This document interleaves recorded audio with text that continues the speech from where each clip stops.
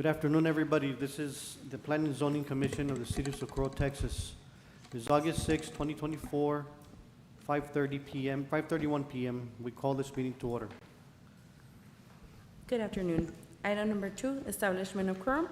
Andrew Arroyos, Here. Enrique Cisneros, Here. David Estrada, Here. Julie Dominguez. Here. Osvaldo Reza, absent. Yolanda Rodriguez. Here. We have a quorum with 5 commissioners present. Item number 3, notice to the public, open forum. Alfredo, do we have anyone that would like to speak? No, not at the moment. Thank you. Item number 4, consent agenda. Do I have a motion? I make a motion. Do I have a second? I second. I have a motion made by Andrew Arroyos to approve, second by Yolanda Rodriguez. All those in favor of the motion? Aye. Aye. Any nays? Anyone abstain? Abstain. Motion carried.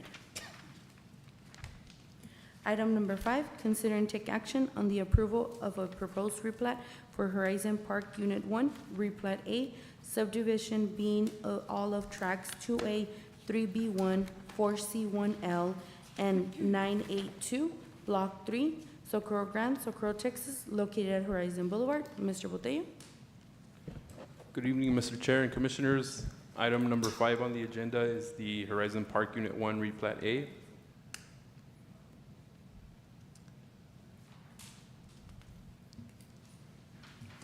I'll let the presentation show up on the screen.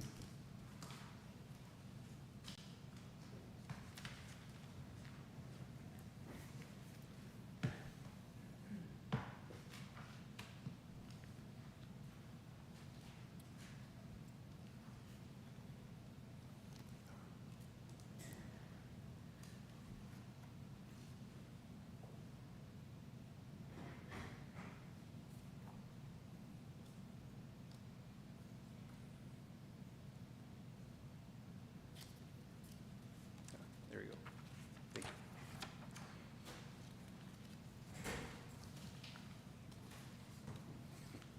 you. Okay, so some general information on this replat.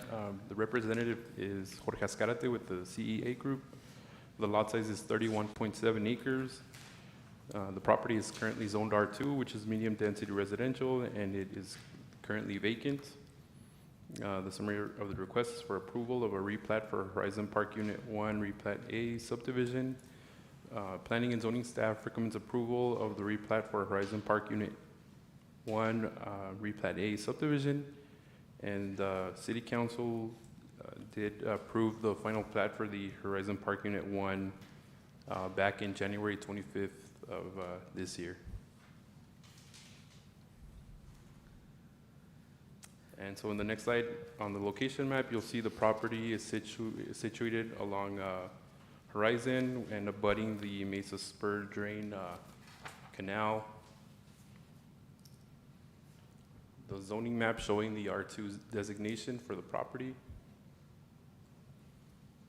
And some pictures of the property. The picture from the top is taken from Horizon Boulevard. The one in the bottom was taken from Range War Court. Followed by an aerial image showing the location of the property.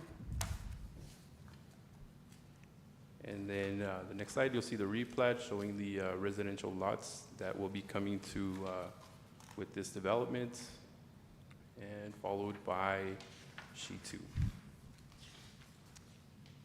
And the summary of the request, once again, is for approval of a replat for Horizon Park Unit 1 Replat A subdivision. And at this time, staff can answer any questions.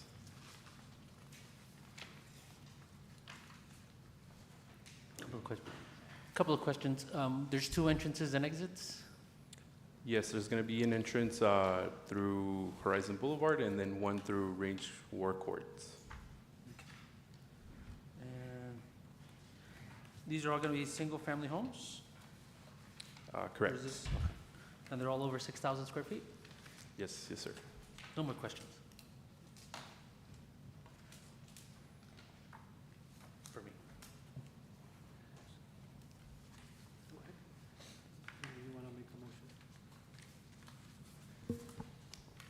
questions?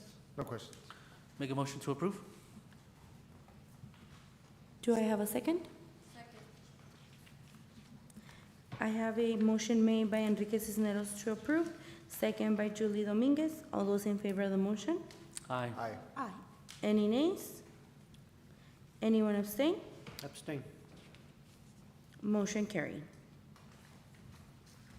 Item number 6, consider and take action on the approval of the NIT Industrial Master Plan, being tracks 11-B-1, 11-B-2, and 11-B-3, Robert E. Nick, survey number 302, Socorro, Texas, located at Gateway West Boulevard. Mr. Botello? Good evening, Mr. Chair and Commissioners. Item number 6 on the agenda is the NIT Industrial Master Plan. So some general information on this master plan. The representative is also Mr. Jorge Azcárate with the CEA Group. The lot size is 31.24 acres. The current zoning for the property is ICMUD, and the property is currently vacant. So the request is for an approval of a master plan for NIT Industrial. And a master plan is required when a development is proposing a zoning change of a property over 5 acres in size. This is in accordance with section 38-7.3, master plan required. And planning and zoning staff recommends approval of the master plan for NIT Industrial. And so in the location map, you'll see that this property is abutting our city limits, and it's within close range of I-10. And the zoning map, you'll see the purple denoting the ICMUD zoning district for the property, followed by some site pictures. As you can see, it's currently vacant. Some vehicles can be seen, and a mobile structure can be seen on the lower picture. And followed by the aerial image of this property. Traffic impact analysis was submitted as part of the requirements for master plans. And then followed by the development schedule. I believe the completion of this development is scheduled for October 2025. And then this is the development plan that was submitted, which is showing the entrance to this industrial development through Gateway West Boulevard, and showing 2 industrial warehouses, the parking spaces, and the ponding area. And so the summary of the request is for approval of a master plan for NIT Industrial, and at this time, staff can answer any questions.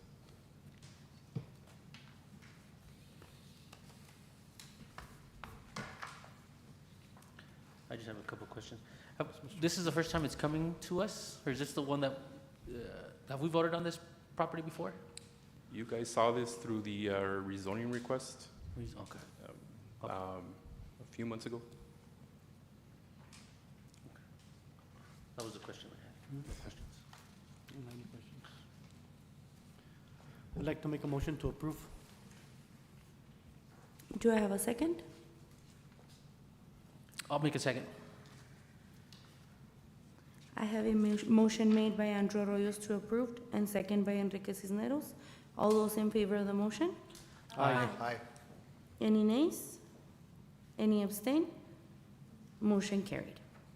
Item number 7, consider and take action on the approval of a proposed preliminary and final plat and variance request for a 50 feet maximum allowable building height and reduced parking space requirements of 1 space per 400 square feet of net leasable office space and 1 space per 5,000 square feet of net leasable warehouse area for NIT subdivision, being tracks 11-B-1, 11-B-2, and 11-B-3, Robert E. Nick, survey number 302, Socorro, Texas, located at Gateway West Boulevard. Mr. Botello? Good evening, Mr. Chair and Commissioners. Item number 7 on the agenda is the NIT subdivision preliminary, final plat, and variance request. And so once again, some general information on this development. The representative is Mr. Jorge Azcárate with the CEA Group. Lot size, as previously mentioned, is 31.24 acres. The property is zoned ICMUD. The property is currently vacant, and the request is for approval of a preliminary plat, final plat, and variance requests for NIT subdivision. And Planning and Zoning staff recommends approval of the preliminary plat, final plat, and variance request for a 50-foot maximum allowable building height and reduced parking space requirements of 1 space per 400 square feet of net leasable office space and 1 space per 5,000 square feet of net leasable warehouse area for NIT subdivision, with the condition that the applicant submit the approved subdivision improvement plans from the Lower Valley Water District, TCEQ, and the El Paso County ESD number 2 prior to recording of the final plat, which is in accordance with our municipal ordinance section 38-9.3 and section 38-13.2. And once again, you'll see that the property is located just within our city limits on Gateway West Boulevard, very close to I-10. The zoning map, once again, showing the ICMUD zoning designation for the property.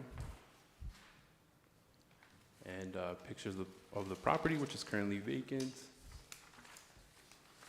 The aerial image confirming that the property is vacant. This is one of the pages taken from the traffic impact analysis. This is a study site area looking at different points where the analysis for traffic was considered. This is the existing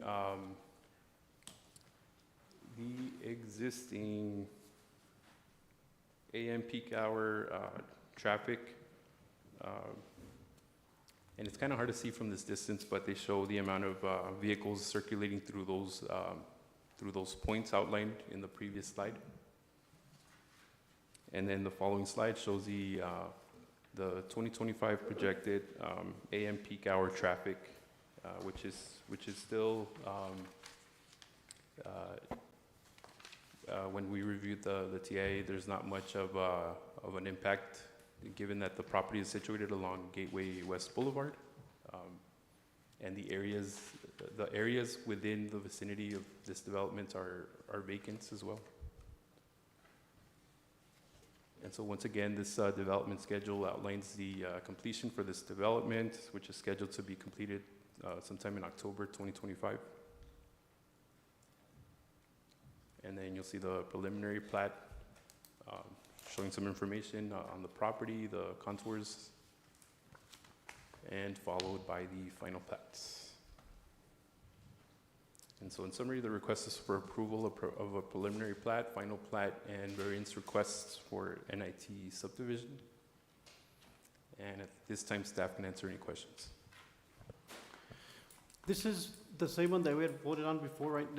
There any changes from that previous time, from what we had approved? No, sir. There was no changes to the master plan that was submitted. I just have a couple of questions. Will they have any deceleration or acceleration lanes going in and out of the property? They do show one on the development plan, and that's also something that they would have to be coordinating with TxDOT for their approval. I don't know if I passed it. I mean, so long as they have it, I'm good. My next question is, they also own more land around that than just that lot, right? Which I think was one of the questions we had last time. I'm sorry, what was the question?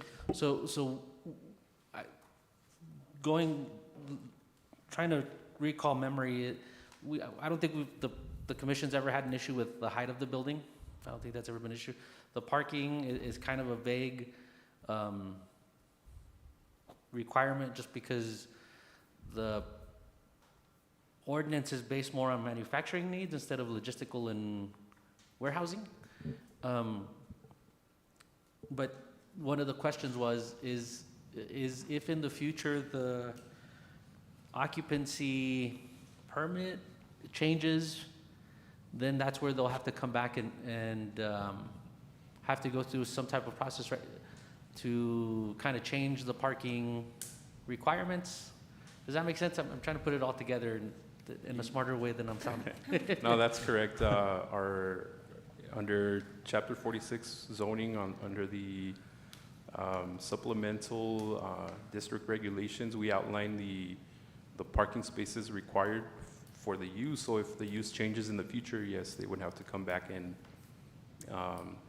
request, who's to say it's going to be like a shopping mall in the future, or, depending on what the usage, Okay. to be in Alright. compliance. I don't have any more questions. Make a motion to approve? I second.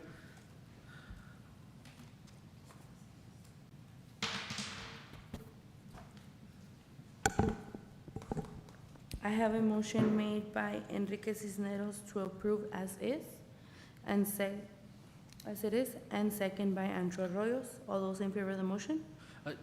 Sorry, should we make it, make a motion for approval with staff recommendations? Yes. Okay, then let me retract my motion and reword it. I'd like to make a motion for approval along with staff recommendation. Sorry. I second. I have a motion made by Enrique Cisneros to approve with staff recommendation, and second by Andrew Arroyos. All those in favor of the motion? Aye. Any nays? Any abstain? Motion carried. Item number 8, Planning and Zoning Commissioners Report.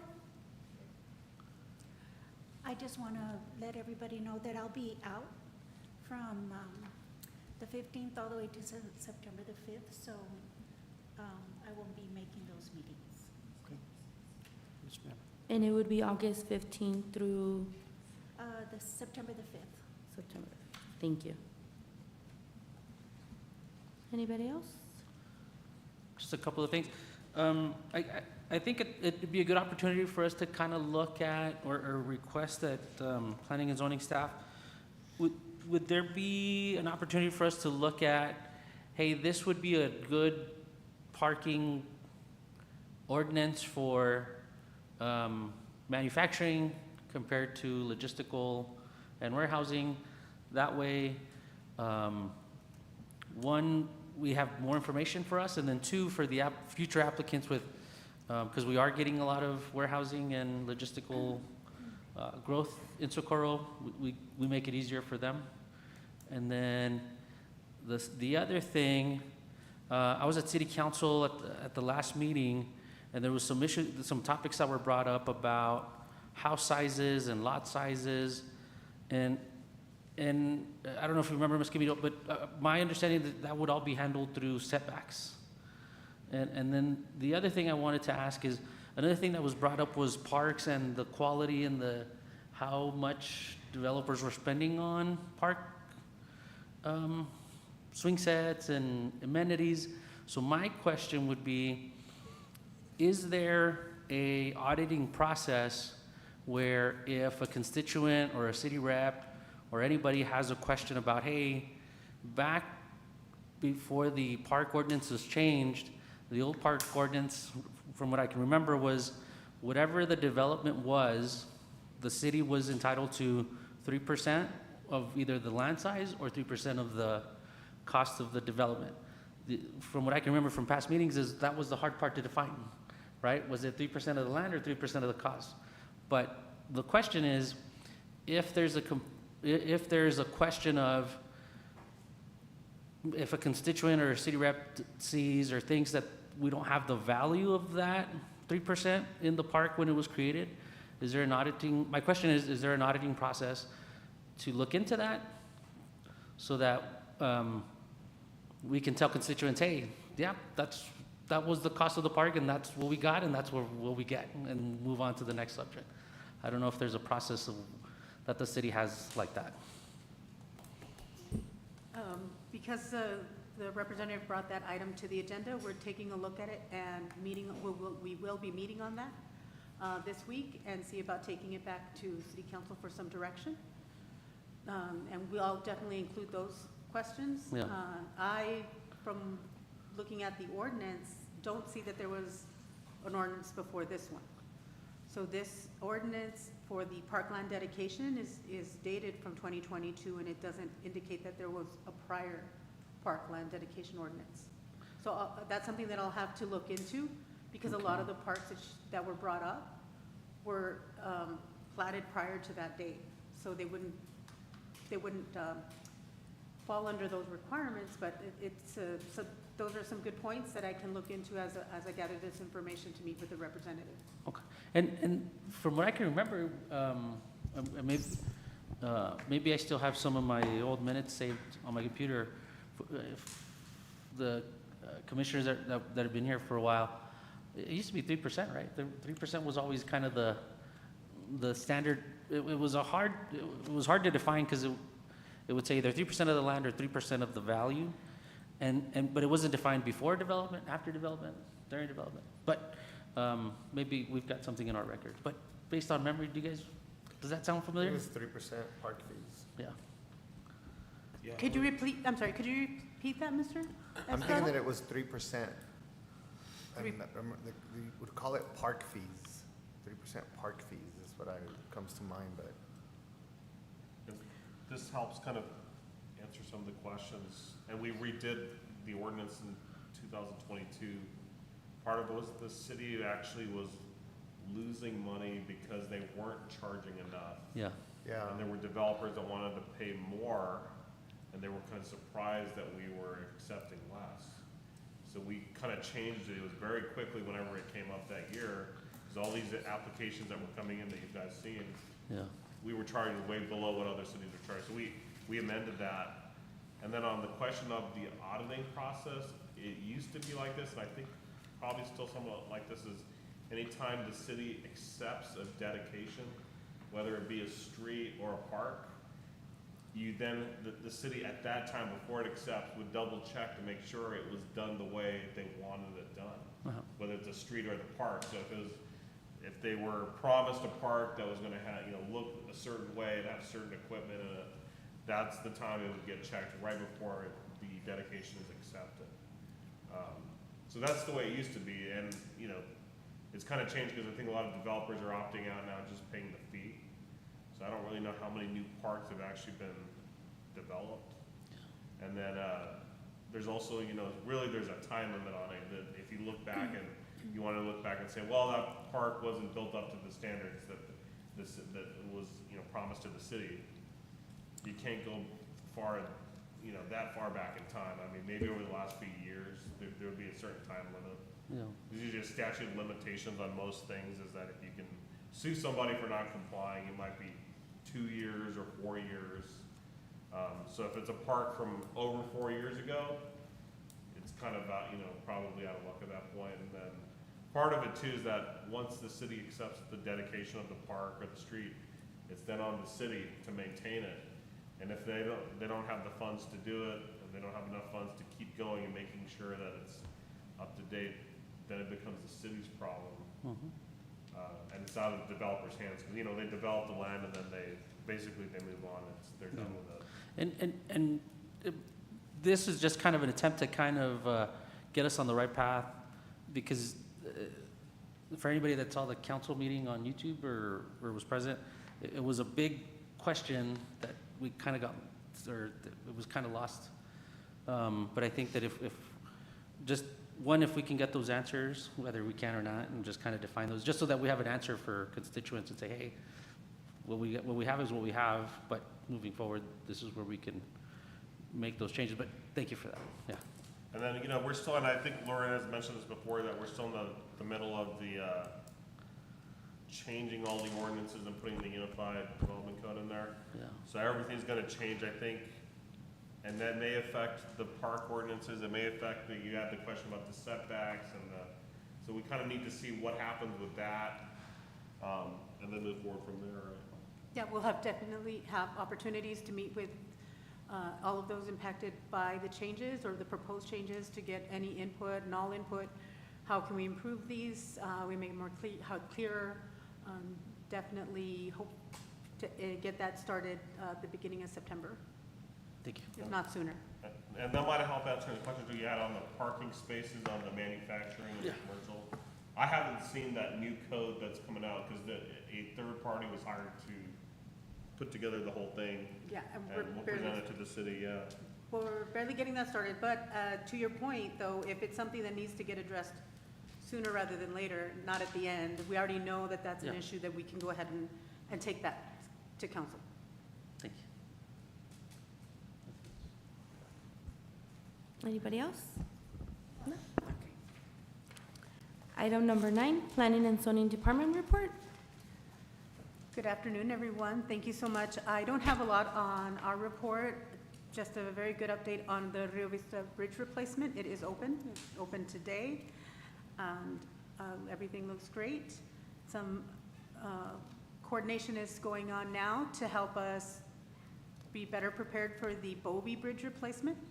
We will be meeting with the consultant and the Lower Valley Water District to address all of the issues up front that we can, so that process can go a lot faster. The other thing that should help is that the Bovee Bridge replacement is a standalone project. It does not have the additional project of improving the traffic pattern at the intersection. So I think that was where the big delays came from.